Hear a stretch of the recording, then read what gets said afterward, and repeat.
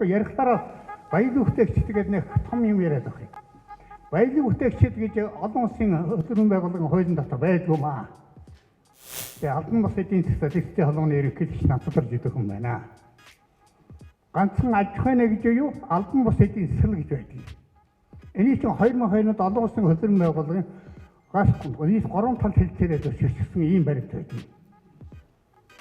Гэхдээ жил болгон аж ахуйн нэгжүүд нь буураад ядуураад байдаг. Тэгээд нэг том яриад том зорилт тавьж байгаа яриад байдаг. Тэгээд ярихтараа нэг хэдхэн 10 хэдхэн хувийн хэдэн хэдэн аж ахуйн нэгжийн төлөөлж яриад байдаг. Бусад жижиг аж ахуйн нэгж биш юм уу? Энийг хэгээр өчиж хэн яаж тавьж байгаа юм? 87 мянган аж ахуйн нэгж хэрэггүй юм уу? Одоо ажиллаж байгаа аж ахуйн нэгж шүү дээ.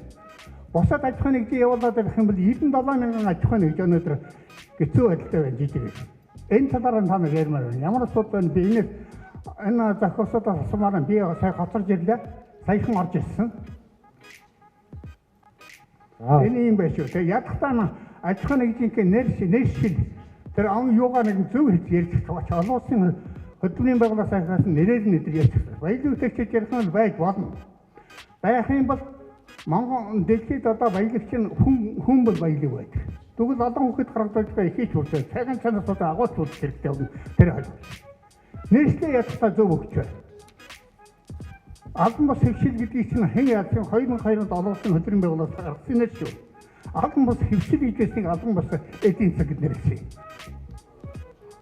За ийм бай тавьчих. Тэгээд өөр ярих асуух юм бол ярьж мараа. За.